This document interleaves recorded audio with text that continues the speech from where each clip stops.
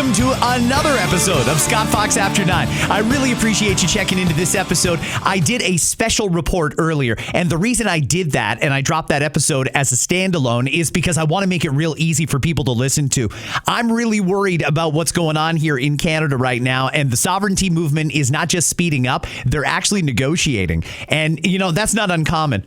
Quebec did it back in the 70s. They looked to France for a little bit of guidance, possibly even in the mid-90s when they considered separation again. And now Alberta is talking to the Americans. And frankly, I think that the Americans could probably make them a pretty good offer. So I am worried, to say the least. And I wanted everybody to have all that information. And I wanted to put it out there how I feel as well. I want Alberta to remain part of a united Canada. Although I do want the people of Alberta to know that I understand they have valid concerns. And I hear from people in Alberta every single day.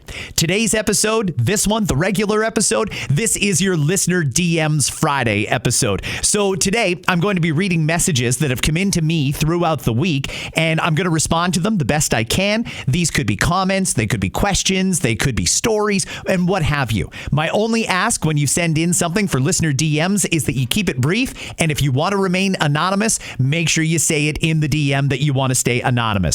Let's jump into it right away. We're going to cover a whole wide variety of topics, and I'm going to start off with immigration. First up, Alex. Hey, Scott, I got a question for you for Friday. With all these people coming across the border, coming into Canada seeking asylum, and they're granted asylum. So I'm understanding asylum means they're running from persecution or their country is so unbearable that they can't live there. Why are these same people getting government benefits and using those government benefits to vacation back in the same country that they're seeking asylum from? Just a question for your pod, maybe on Friday. Hopefully you can answer that. I'm a little confused. If you're an asylum seeker, why would you vacation back in the same country that you're claiming asylum from? Alex, that's a great question.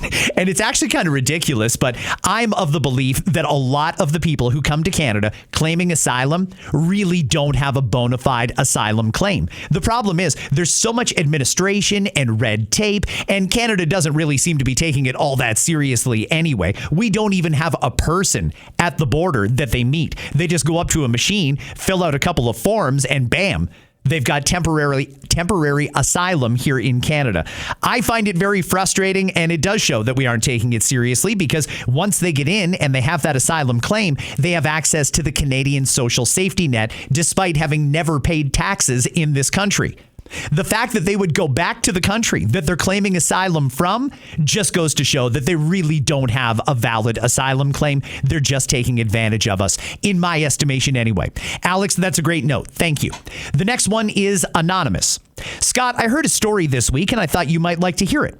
So we are obviously not making great strides, but this is a small improvement on the mass immigration problem. At my husband's work, it's a medium-sized factory with a few hundred jobs. One of the guys went home to India for Christmas and never came back. Turns out he wasn't allowed back in Canada because his work visa had expired 5 years ago. Thank you for that story. You know what? I do hear stories like this all the time, more and more lately, and I don't know if that's a good thing or a bad thing. Probably good that they weren't allowed back in Canada if they don't have a valid work permit, but how many people have overstayed their work permit, their visa? It's pretty simple. If you apply to come here to work, you have to leave when your visa expires. If you apply to get it extended or for a new one, and that doesn't get granted, you gotta go. And there's way too many people that are staying. I have a feeling the government is capable of finding out who these people are. They must have to have a social insurance number, I would think. How are they allowed to stay? The government would know if they're making money despite not having a valid work permit.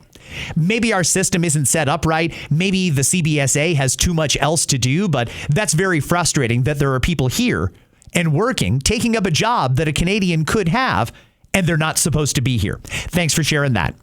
Last one here on this topic of immigration. Hey, Scott, a DM for your show on Friday. I'd like your take on a thought that I've had for a while. We've seen massive numbers of Canadians leaving the country. I imagine most of those people do not agree with the direction the country is going. From a conservative perspective, what else do you think it needs to happen for people to finally see past the fear and propaganda and virtue signaling? I'm an optimist optimist, such as yourself. However, I'm finding it harder and harder to believe people will see what we all find so obvious every single day. There's a number of things in that message there. People leaving Canada? Yeah. That's absolutely true. There are people probably every single day that have decided I'm moving to greener pastures. Some of them might go overseas. Some of them might go down to the U.S. I'm not exactly sure where they go, but I have a feeling the U.S. is the number one destination.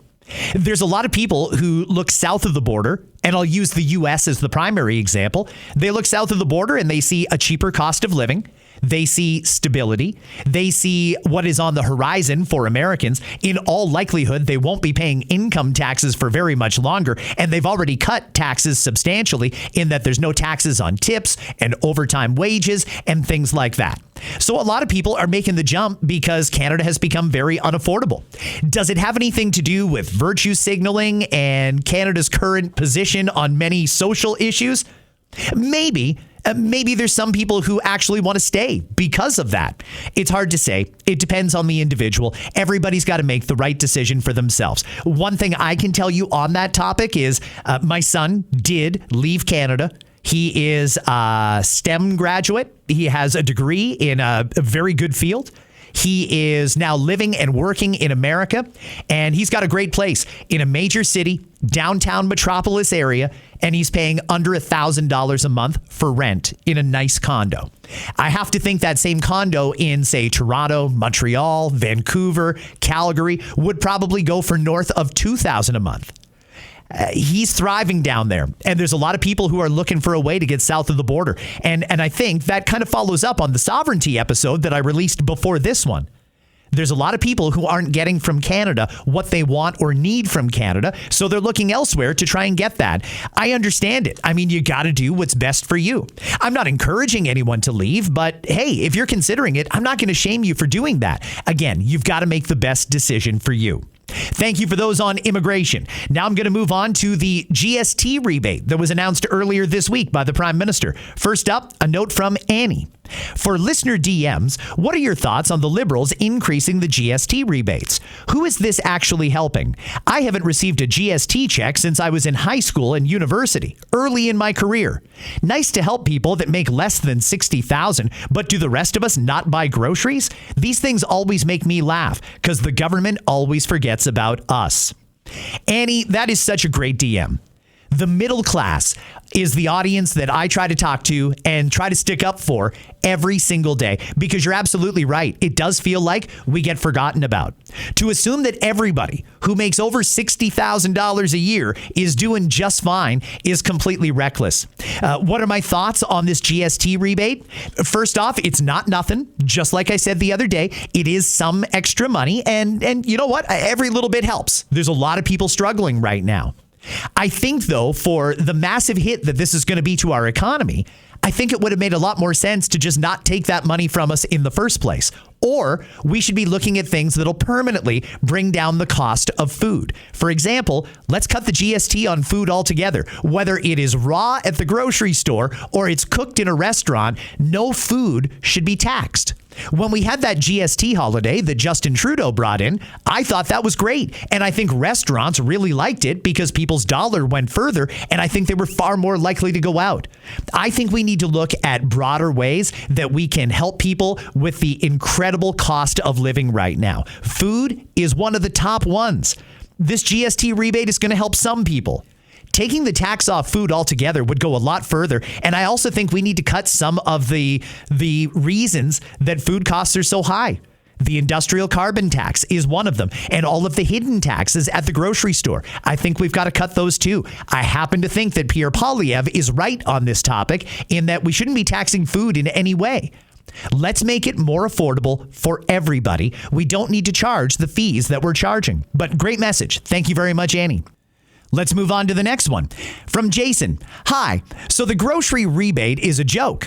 I make $100,000 a year and I buy groceries, yet I won't see that rebate at all. Our government is just terrible, very useless. I wish Canada would just fall so this BS would end.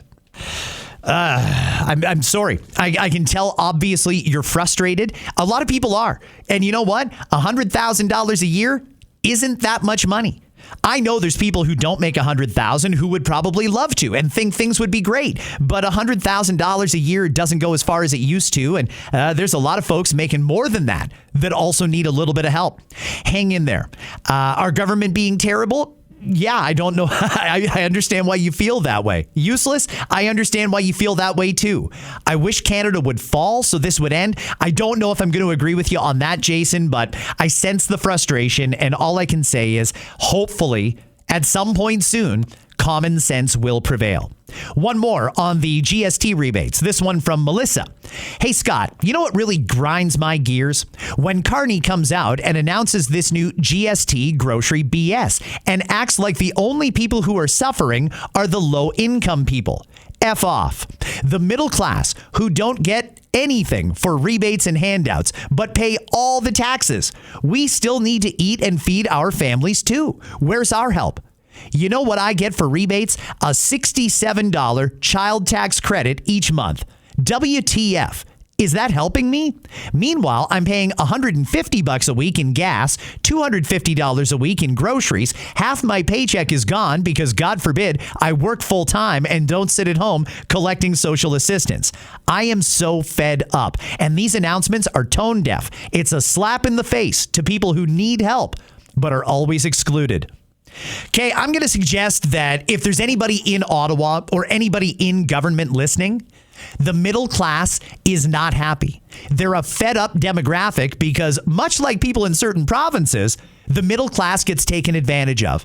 They pay their taxes and they don't get much back for it. What they do get back is pennies compared to what they're paying into the system, and people are wondering where the value is. People are wondering if they've been forgotten about.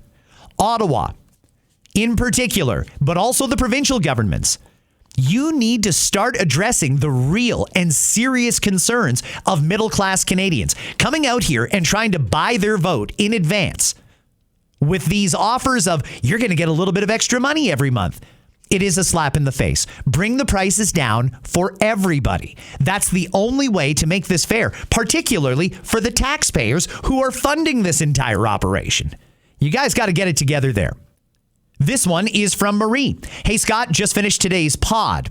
Doug Ford, I am done. He needs to get Carney's parts out of his mouth. Who writes that in a DM? Marie, that's great.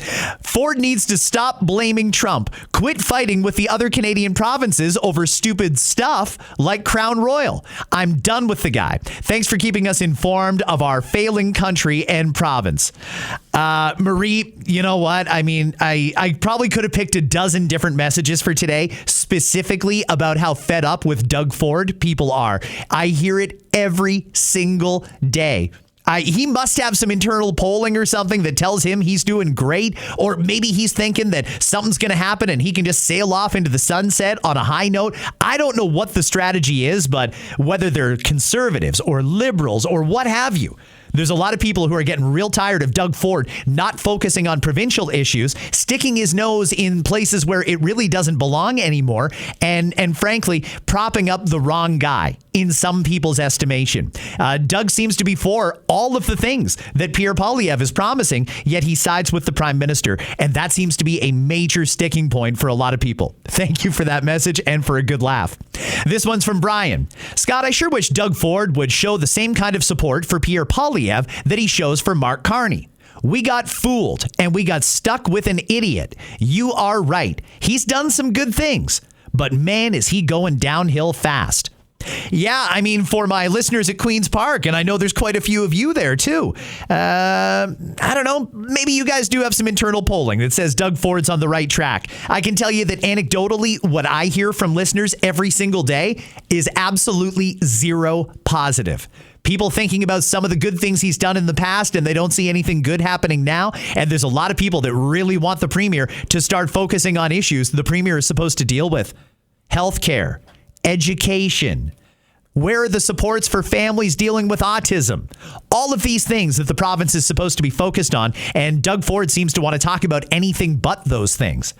Major failures in the transit world. I mean, the list goes on and on and on. Hey, you guys do whatever you want. I'm just telling you, again, anecdotally, that this is what I hear from people every single day.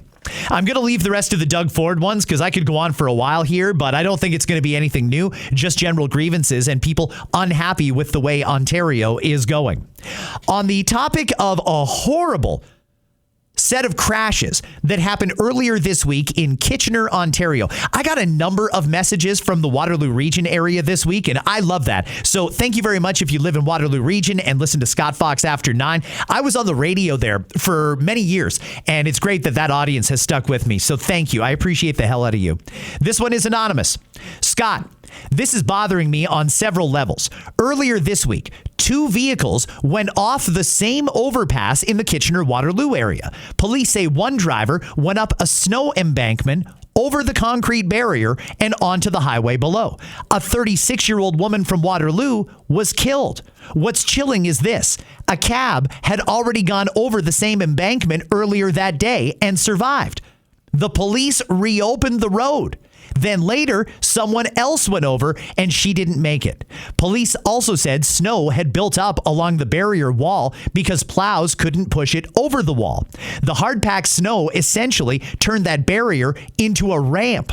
The question that needs to be asked is this. Was that snow not properly removed because it costs more money and it's more effort? Because the very next day, snowblowers were suddenly out across the region clearing large snowbanks. I'm also disturbed at how quickly people online were to blame the drivers.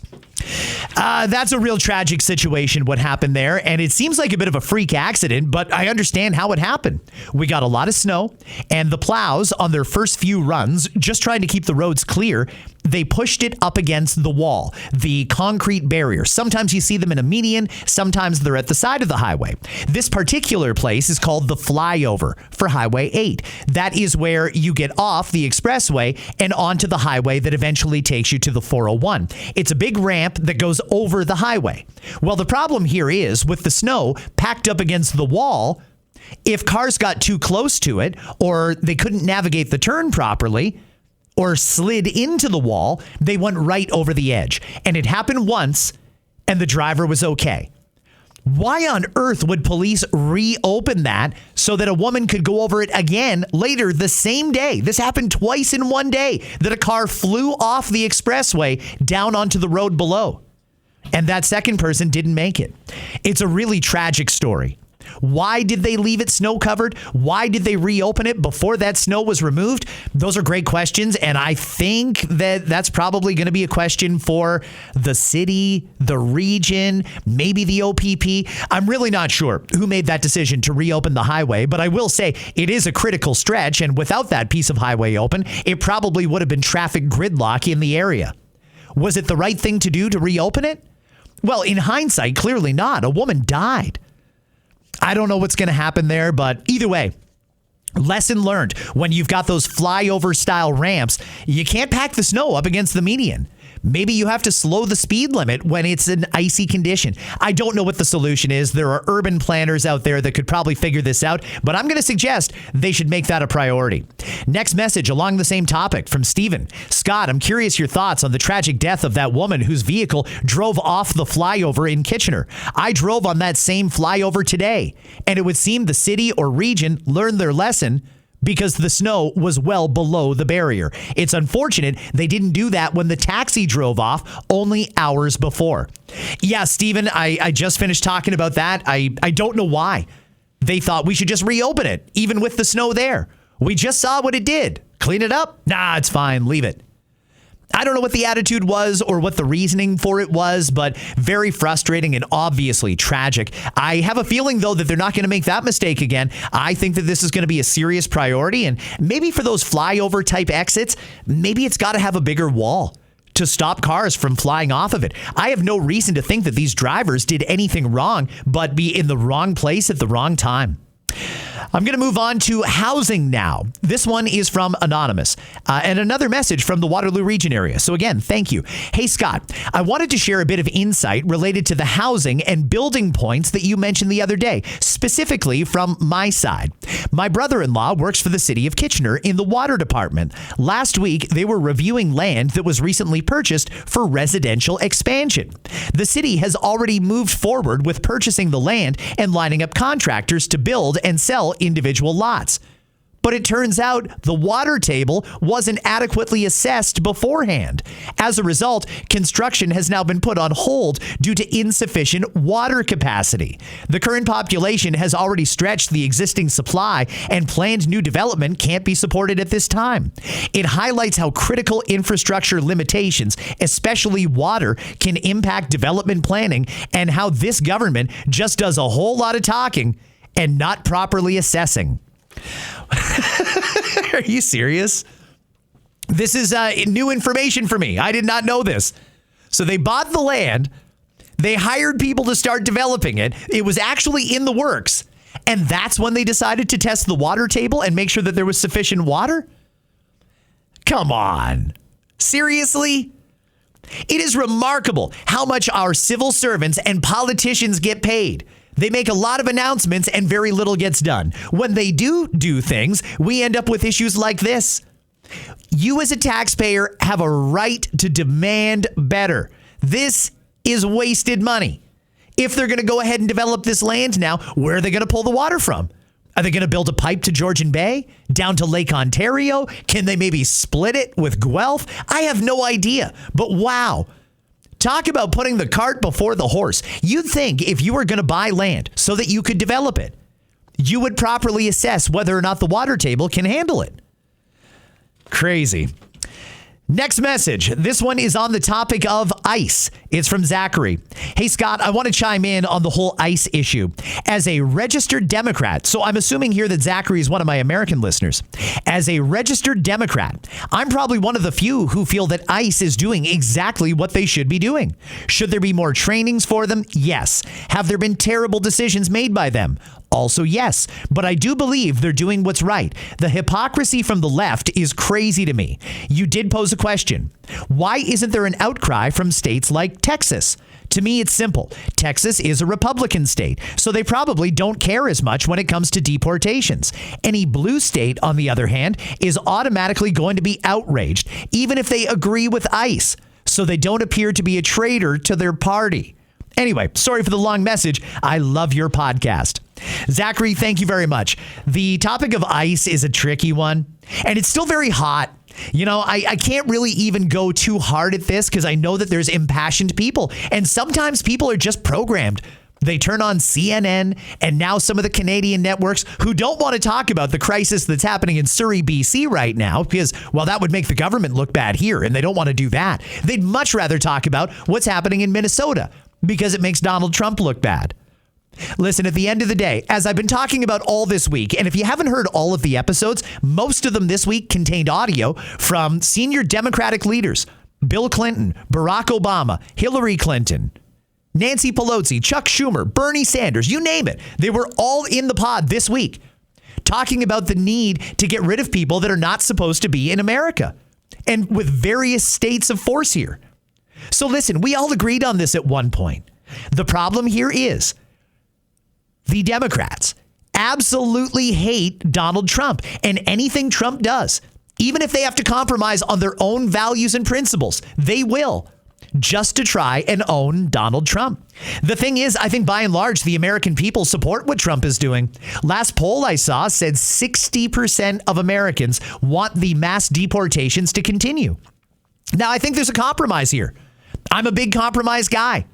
I think the compromise here is, yeah, there's got to be better training and more accountability for ICE. In the same way that if a police officer shoots somebody, there's an investigation. We need to make sure that everything was done properly and that that police officer had grounds to use the force they did. The same should apply to ICE. There should be the same standard. Now, I also want to point out, though, U.S. government officials, whether it's the mayor of Minneapolis, the governor of Minnesota, or any of these other pylons that are chiming in from the cheap seats, if they're encouraging people to resist law enforcement and ICE is acting in a law enforcement capacity, you're setting people up for these confrontations that are turning bad. Now, by and large, when you consider the number of protesters versus the fact that 2 people were killed, and nobody should have been killed, by the way, not excusing it. 2 people were killed, and that's a tragedy.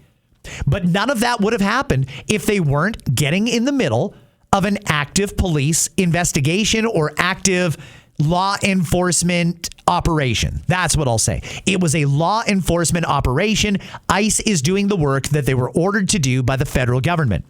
You should never get in the way of that. Whether you agree or disagree, you want to protest? Absolutely, go ahead. You don't interfere in that operation. You're asking for trouble there. Nobody ever should. And the other thing I want to point out is people got to stop resisting.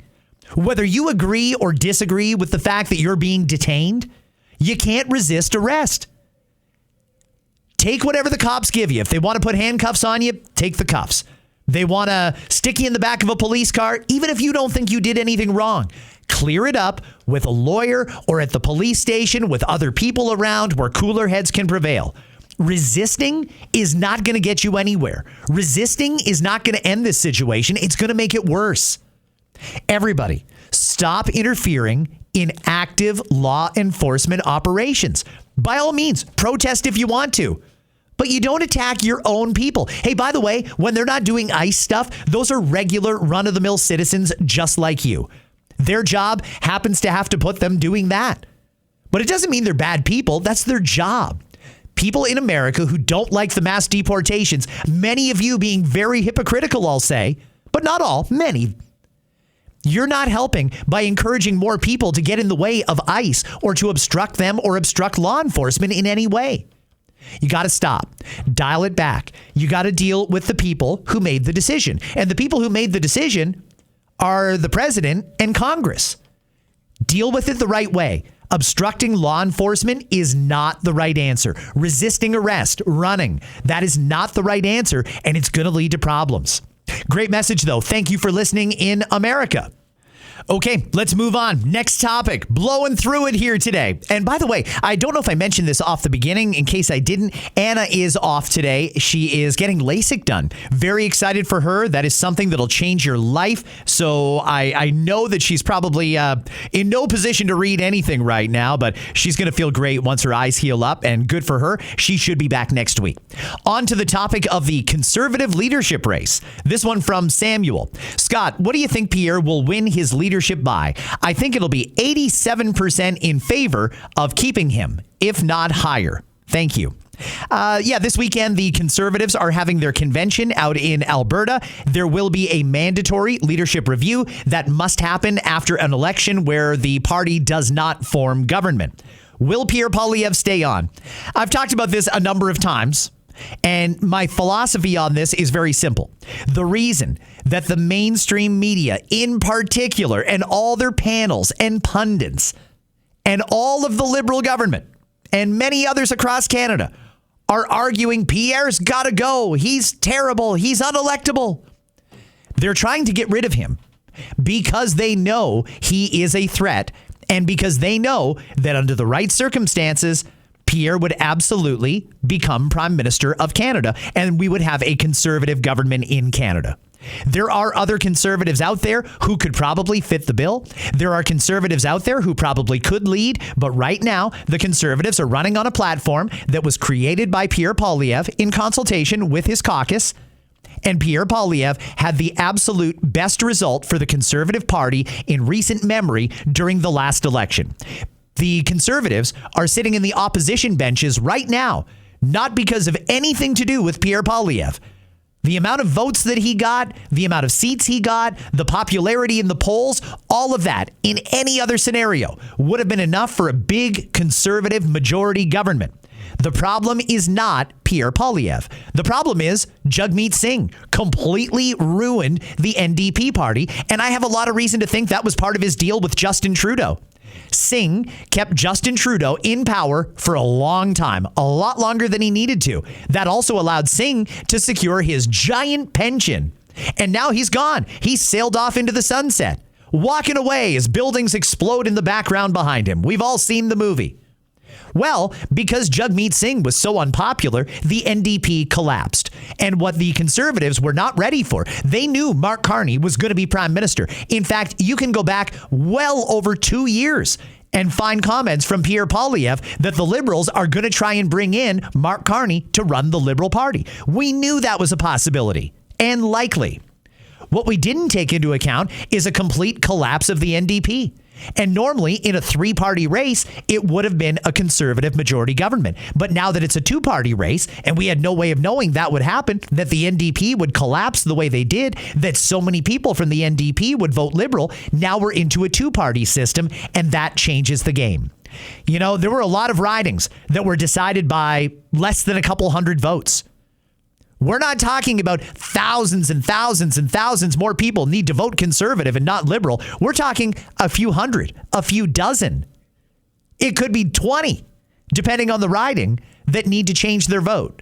It's a very doable thing, and the electoral landscape could change rapidly in Canada.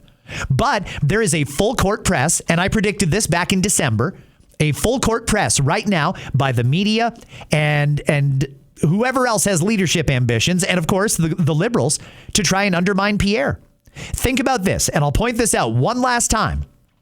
If they really thought that Pierre was that bad, do you think they'd be trying so hard to get rid of him? Because me, if I were running, I'd want to go up against somebody that's unpopular. The fact of the matter is, they've got internal polling that shows how popular Pierre is. There's a lot of reason to think that as the job losses continue to pile up and life continues to get more unaffordable, Canadians are going to change their vote. When we have an election in a few months, barring something else that comes out of left field, it should be a very different outcome, or at least a different outcome. Very different, that's debatable. But either way, I don't know that Pierre is going to get 87%.